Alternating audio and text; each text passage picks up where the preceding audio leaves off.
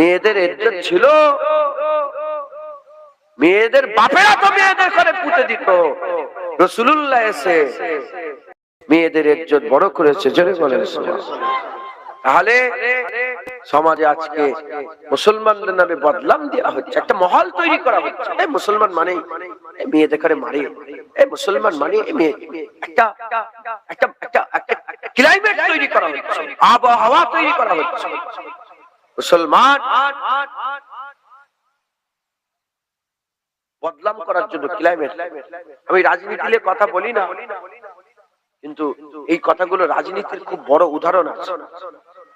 যে কোনো রাজনীতিক নেতাকে বদনাম করার জন্য না, ফেক ফটো ছাড়ে, একটা ছোট্ট ফটো, ফেক ভিডিও ছাড়ে, ফটো ছাড়ে, ভিডিও ছাড়ে, কলঙ্কিত করে, করতে করতে করতে করতে মানুষের কাছে এমন পচিয়ে দেয় চতুর্দিক থেকে ঘেরে। আচ্ছা বলেন তো, কোন আলেম উলামা সাদ্দাম হোসেনের নাম জোরে বলতে পারে? বলেন বলেন, এটা ভয় লাগে। কে? ইরাকের প্রেসিডেন্ট সাদ্দাম হোসেন। এটা ক্লাইমেট তৈরি করে, সাদ্দাম গার, সাদ্দাম দাই, সাদ্দাম হোসেন এই করেছে, এই পরমাণু এই করেছে। এই তো 20 বছর পরে কিছু কম বেশি 1 লাখ মানুষকে মারলো। 20 বছর পরে আমেরিকা হাত তুলে বলে না, ভুল হয়ে গেছে, কিছু হয়নি, সরি হয়ে গেল। সাদ্দাম আহলে সুন্নাতুল জামাতের বড় একটা লিডার ছিল। সাদ্দাম শত শত বছর পরে কেউ যদি উদাহরণ দেখতে চায় যে মনের চোখে চোখ রেখে কিভাবে মরতে হয়, সাদ্দাম হোসেনকে দেখলে বোঝা যায়। কথা ঠিক না বেঠিক বলে? কিন্তু সাদ্দাম হোসেন কেউ কথা বলতে পারে না, কেন? একটা ক্লাইমেট তৈরি করে দিয়েছে চতুর্দিক দিয়ে। এরকম মুসলমানকে বদনাম করার জন্য ক্লাইমেট তৈরি করা হচ্ছে। পেলেনে একটা হিন্দু ছেলে পেলেনে হঠাৎ করবে আল্লাহু আকবার, আল্লাহু আকবার, দেখতো আমেরিকা, দেখতো ভালো করে আল্লাহু আকবার বলছেন, কে লোক কি মনে করবে? কি মনে করবে? মুসলমান। তার নাম কি? কি ডুবে না কি কি ডুবে নাম জানেন আপনারা? শুনেছেন? হ্যাঁ, একটা হিন্দুদের ছেলে মুসলমানকে বদনাম করছে। হিন্দুদের মেয়েরা হিন্দুদের ছেলেরা মুসলমানের বোরকা পরে মুসলমান মেয়েদের বদনাম করছে। ক্লাইমেট তৈরি করা হচ্ছে যাতে মুসলমানকে দেখলে লোক নাক ছিটকায়, মুসলমান, এ মুসলমান। হ্যাঁ, মুসলমান, এর থেকে আমাদের বাঁচতে হবে, এর থেকে আমাদের বেরোতে হবে। কি করে আমরা বেরোবো? কি করে এদের সাথে আমরা মারামারি করে?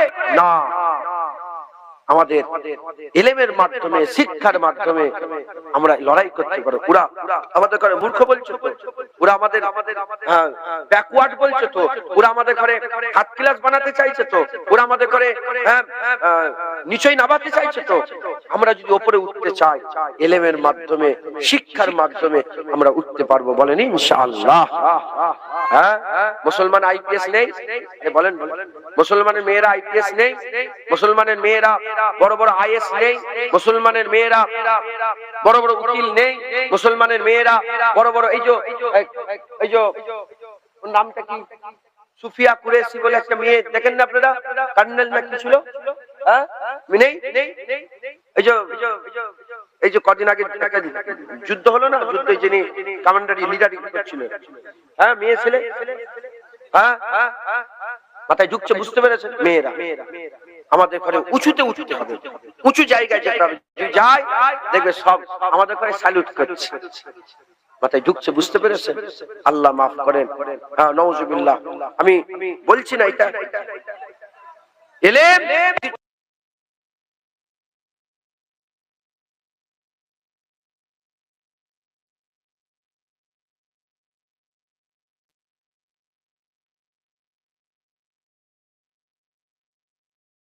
সাহায্য করব, আমরা সকলে এটাকে সাহায্য করে।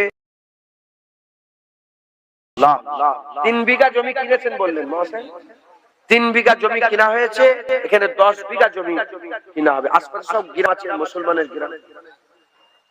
এটা পুরো ফাঁকা জায়গা, এটা পুরো ফাঁকা জায়গা। আর খুব পড়াশোনার জন্য খুব ভালোই আল্লাহ পাক পরিবেশ, ফাঁকা জায়গাটাই ভালো। কথা বুঝতে পেরেছেন তো? এখানে এই নারী শিক্ষার ব্যবস্থা করা হবে। আমরা সকলে আমাদের ঘরের মেয়েগুলোকে ভালো ভালো সব শিক্ষিত করে ডক্টর, ব্যারিস্টার, উকিল আমরা বানাবো। বলেন ইনশাআল্লাহ। পর্দার সাথে সব চলবে। কি বললাম?